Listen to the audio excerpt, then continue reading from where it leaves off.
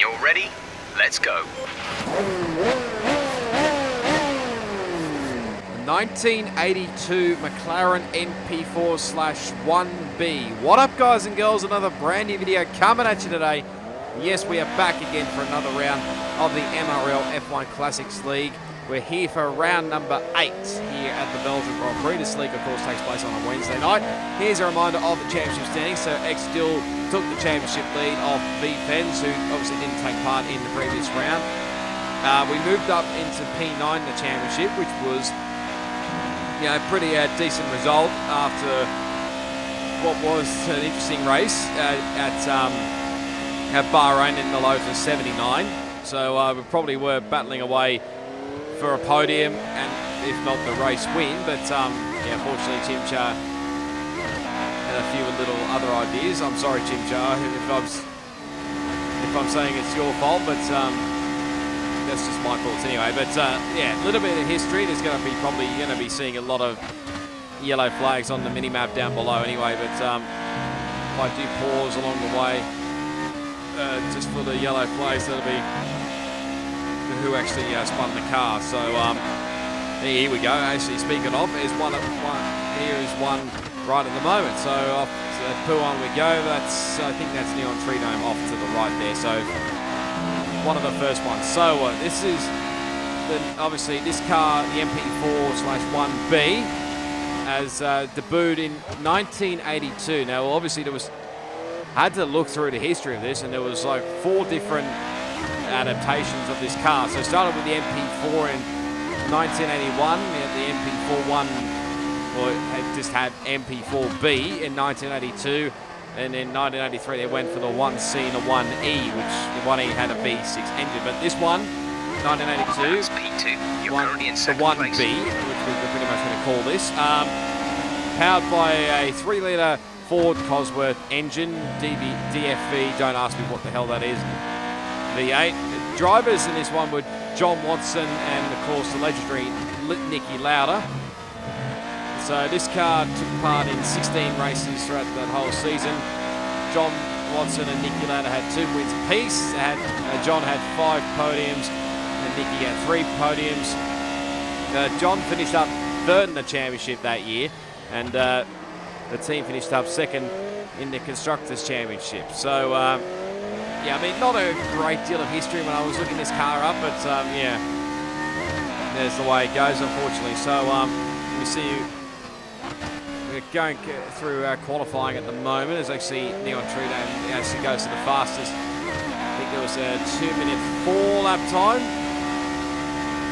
Well, it might have been a low 2:05. I can't remember from memory, but we're going purple through sector 1. That's just Benny getting out of the road. He actually gave me a nice little slipstream there, did Benny, so thank you for that one. But yeah, we did have a couple of new drivers for this round. We had Is That Matt, who you may remember, my teammate in SRL, as there's an off spinning at Puan. That's Penske, I think that was off to the right there. And also TPR Edge, if you follow the F2 Oceania videos, you know who he is. So anyway, going purple now through sector 2 at the moment. But going into this one, gotta say, I did have a bit of practice in this car, and yeah, I don't actually mind Belgium in this car. Feels a lot stable, and trying to find the right setups around for this car as well, and this track, because it was a little bit difficult to know what to go with. I think I went with a lowish setup anyway. So we did jump up into P2 for the current moment, but now running through Eau Rouge and Radion, and now Lockie is out of the qualifying session, so a bit of a shame for him there. So we have a little bit of a drift there through, that was turn 13 and 14 there. I seriously don't know how I didn't spin the car there, but now through Stavilo there, we actually went purple through sector 2. I was still shocked at how the hell I went purple through sector 2 there, but now coming into the more important bus stop chicane here, it is Captain Farah getting a little bit close for comfort there, which did scare me a little bit here, but somehow we managed to go provisional pole with that lap. I still don't know how the hell I did that, but yeah, anyway, we go P1 with a 2-minute 4.6 at the moment, but there's probably still a little bit of time left on the table. So had about 4 and a bit minutes left of this quality session, so basically had to come back in, rush, get on another set of tyres and get back out again, because I pretty much went full on straight down for earlier on. That was Neon having a little spin, getting on the curb a little bit too much there around Pouon. So yeah, I've mentioned this plenty of times by now. If you haven't already know, most of these curbs are much more deadly on 2018 compared to 2017 especially, but is on board with Penske. And this is probably how it started. A little bit there, got a little bit wide there through Bruxelles there, and at turn 11, the corner with no name, and again another one got caught up on the curb here, but just watch what happens here. So he does a little burnout here. This happened before I came along, but he would not believe it. He actually gets caught up on the curb, which he was trying his absolute best to try and get this car out of the road. There is a few cars coming along as well, so, and he was a little bit worried about being stopped on track. So at this point where I came along, I think, there I go. So he actually had to reset the car on track, which somehow you can do. So now he's thankfully back in this qualifying session here, but this was on board with Captain Farah. So he ran wide here at the bus stop chicane. Not sure whether he noticed me or not coming through there. So yeah, no, that was totally fine. If we had caught up in chaos there, it probably would have been a little bit awkward. But still got 3.5. So far, our fastest lap is a 2:04.6. Checks complete. All personnel be aware, we have a car leaving. 3.5 minutes. I was saying 3.5 minutes to go in this quality session. So I took out a bit of fuel as well, just because I think we're going to have just like one run left of this session. I think there's another one that's section spun at Pouon, so watch out for that corner, because I did catch out a few guys for this race. But this is actually going to be my my fastest lap of qualifying. So I did say I felt like I left a little bit on the table. It's actually, while that was going on, Matt went a little bit quicker than me. I think, I can't remember off the top of my head whether it was like a 10th or 2 tenths or 3 tenths, but you'll be able to see it on the graphic anyway. But through turn 1, nice tight corner through there. Now coming down the old pit straight, up Eau Rouge we go, and Radion. It's not too bad through here if you get the right line through here, which will get it pretty much perfect along here.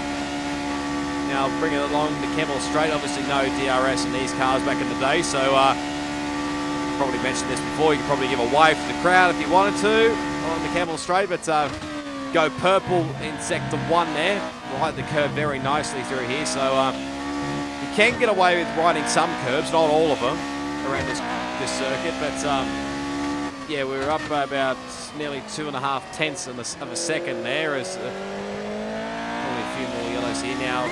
Through Bruxelles, now through the corner with no name. A nice run through there. Felt perfect, I must admit. Through there's actually more yellow flags up ahead. A little bit on the curb there. There's actually someone crashed off there, I think. So I couldn't tell who that was. Can't really. It might have been someone who retired. I'm not sure. But now through 13 and 14, a little bit on the curb. I don't want to take too much curb around here. A little bit oversteer there. Now through Stavelot, turn 15. We actually went green in sector 2, which I was a little bit worried about, because we did lose a little bit of time. We're about 2/100 slower than Matt at the current moment. We were up by about, where were we?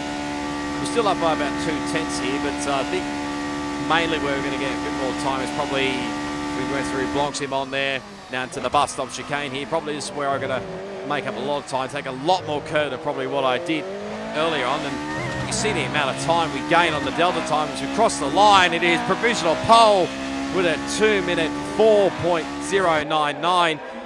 Pretty much the only man I thought was going to beat it was Neon, but he doesn't. So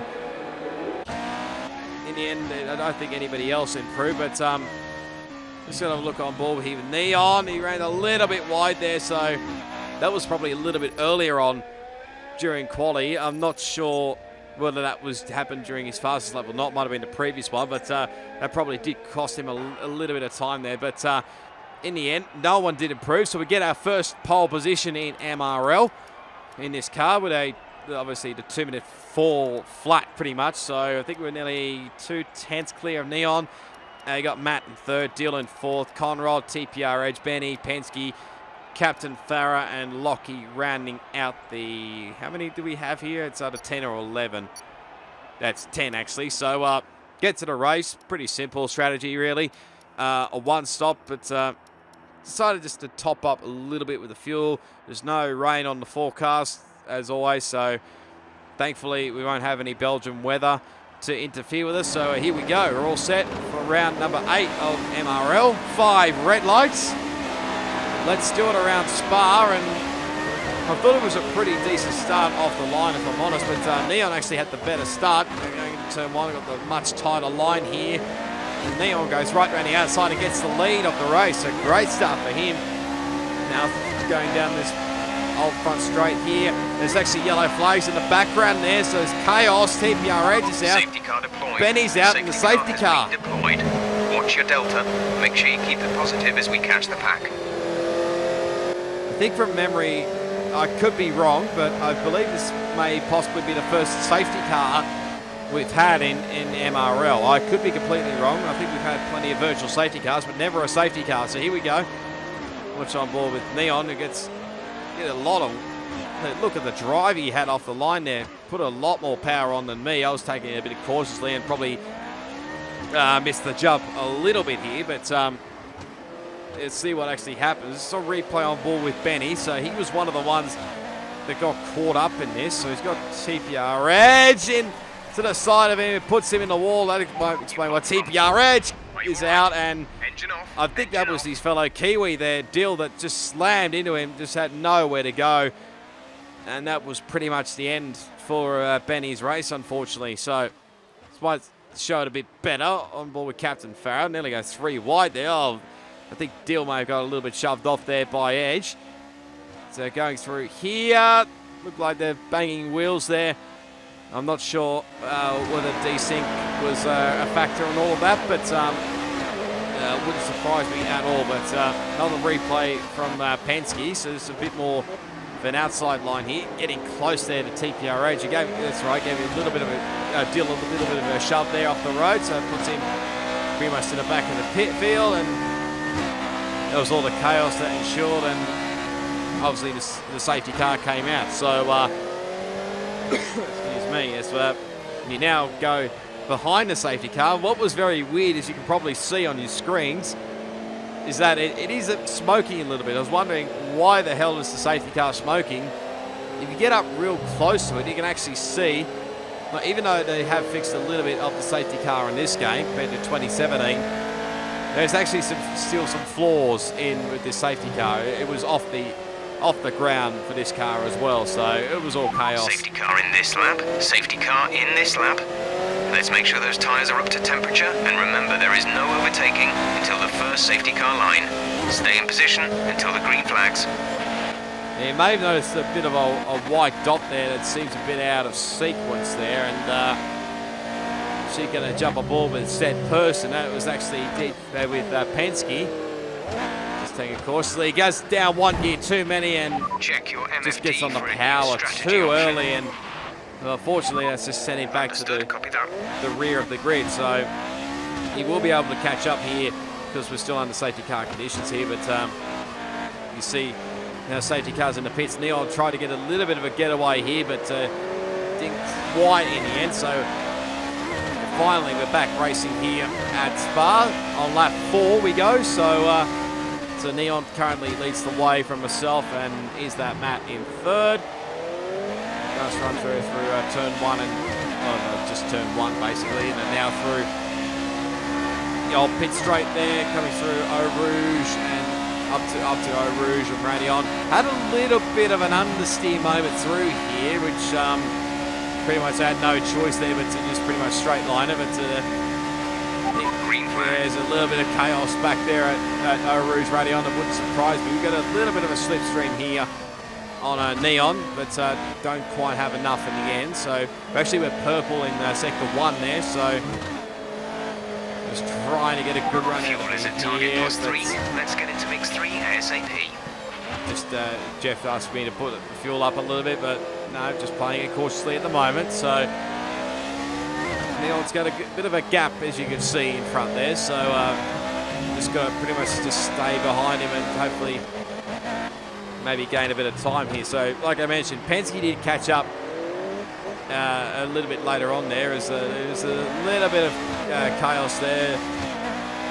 The Lockie and the X-Steel there on the restart. You can probably see on the Penske screen that Lockie is red Xing a little bit, which probably not helping the cause here, but he's real lagging on the Penske screen here, so this is going to be awkward here through Eau Rouge and Radion here. Oh, they get caught up, and yeah, that would explain a lot. So somehow, I don't know how Dill did not get caught up and all that, but you can probably tell that was inevitable there, unfortunately. So anyway, this is Captain Farrell looking up inside here of Conrad, not really close enough here.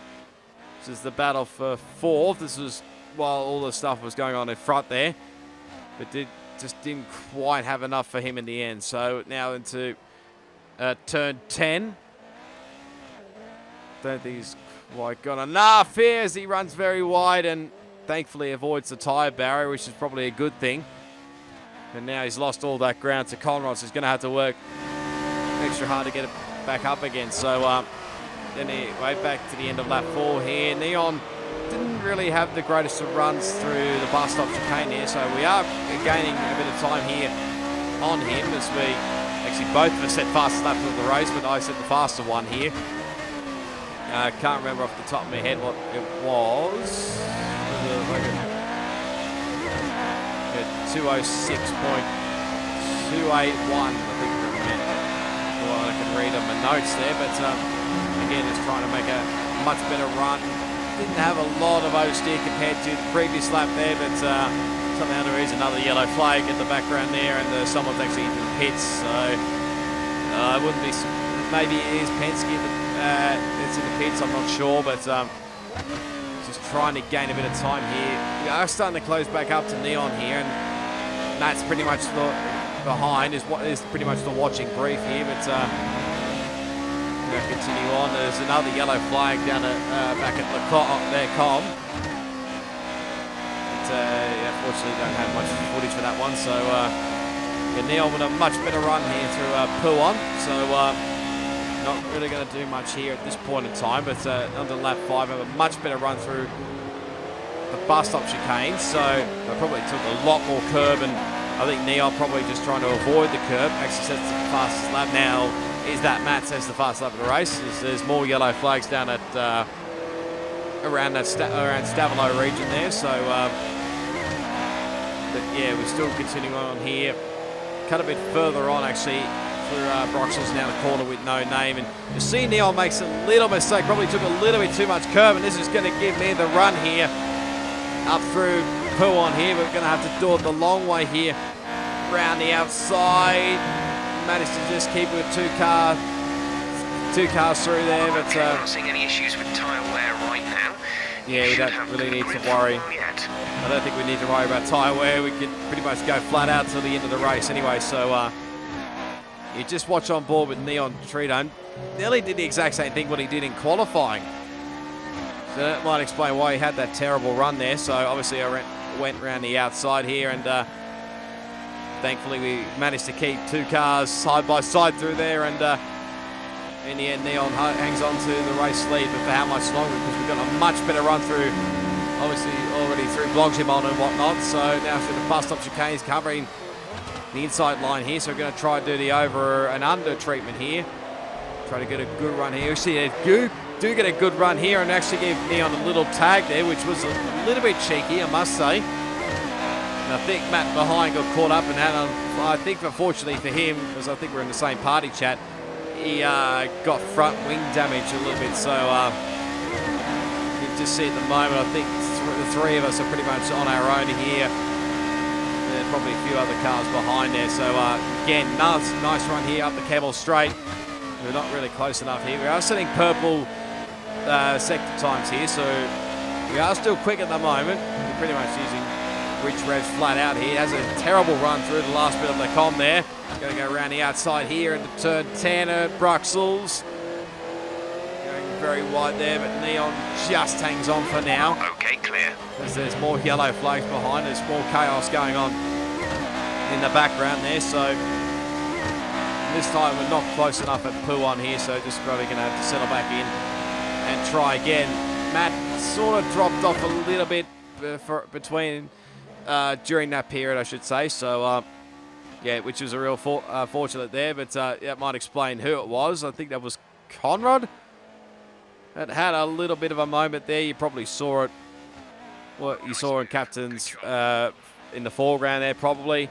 Just had a little bit of a moment there, Conrad. But back we go now to us on near the end of lap 7 and through Blanchimont. I actually had to lift out there because I was worried that I obviously have mentioned desync before, but I was a little bit worried it may cause a little bit of drama between the leaders. So I'm going to try this over and under treatment again.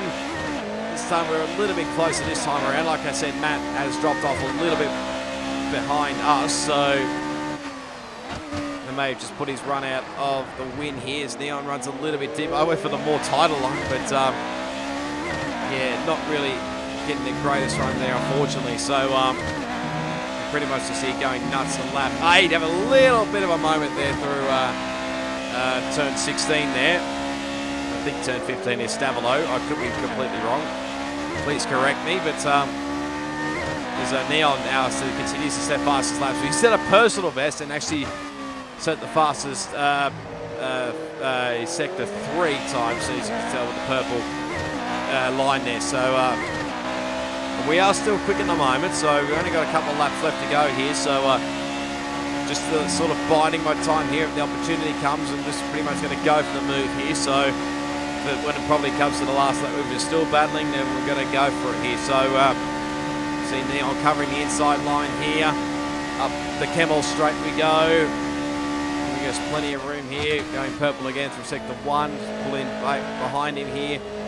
Make sure he takes the more tighter line here, so we can get a nice run through here to actually do again. It ran a little bit onto the gravel, as you probably heard.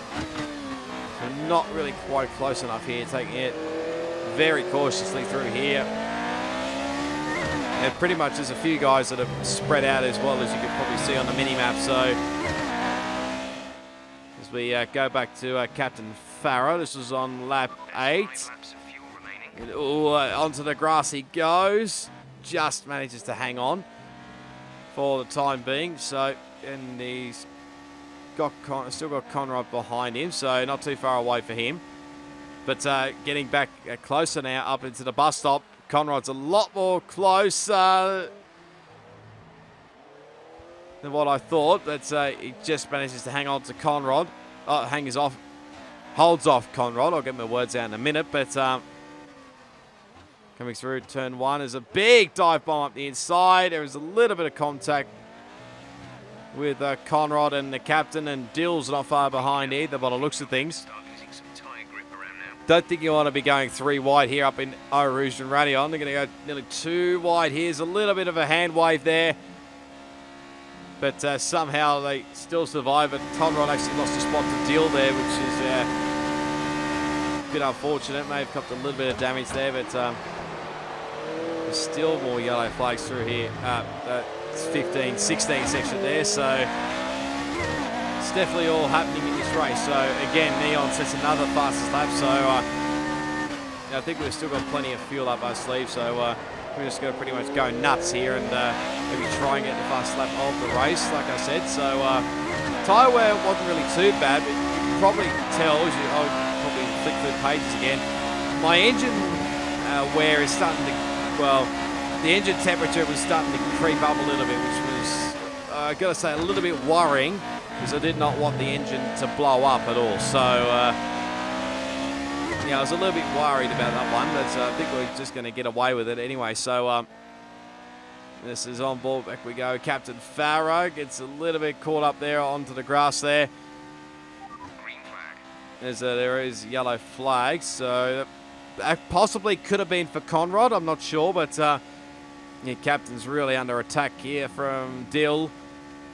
Right behind here. He's going to have a look here up into the bus stop. Chicane. No, thinks better of it here. So captain doing a pretty good job at the moment. He's currently P4. Probably not quite got the pace for a podium, but you never know. New stuff may happen. Matt obviously still got that front wing damage, but Dill tried to go around the outside there. Didn't really work. See what happens coming down into Eau Rouge and Radion here. The proximity arrow is getting close here, so I'm going to play it safely, I think, through here. Now, how close does Dill want to get here? Because cover straight away does captain, so Dill's going to have to do it the long way here. It's going to be tough for him, because especially since he is the championship leader. And again, Fens is not here this weekend, neither is Greek, so any points he can gain now will be crucial to this championship fight, but captain hangs on for now. For P4 in this race, but back we go to the front here. Still dropping away a little bit here to Neon, so just playing the patience game here, going purple as well through sector 2. They're here, but now much closer here on the bus stop chicane, so now it's getting on the final lap of the race, and again, great work. That's a new we are very quick at the moment, and unfortunately for Lockie, he's now out of the Grand Prix as we get a little bit close there through turn 1 there. There's pretty much nothing between us. Neon did a 2:05.546, I did a 2:05.282, so there's only 1 lap of fuel remaining. There's 3 tenths between us at the moment, and there'll be plenty enough, I think, for to have one last crack at this. It's pretty much all or nothing now. Going around this back straight on the Camel straight, I should say. Flat attack here, playing it nice and cautiously, trying again to do the over and under treatment here. Gonna get a good run through the com. Much better run through here. As Neon does cover the inside line. Gonna have to do this the long way here. Round the outside we go. We hang on for now, but Neon just manages to hang on for now. Have a little oversteer moment, and Neon's out. And you can imagine at that moment that I was completely and utterly gutted for Neon, because that is just not me. I did not want that to happen, but unfortunately it did. So it's what happened with Locke. He took way too much curb there. Coming through Purwan, running very wide, and that might explain why. Okay, that was a big one. Confirm you're okay, please. Pretty much the wall finished him off there, unfortunately, and he's lost his left front. So it's on board with Penske. So obviously he's still lagging a little bit for him there, and I think he got a little bit close for comfort there, which I think Penske was worried about. So it now puts him up obviously into P7.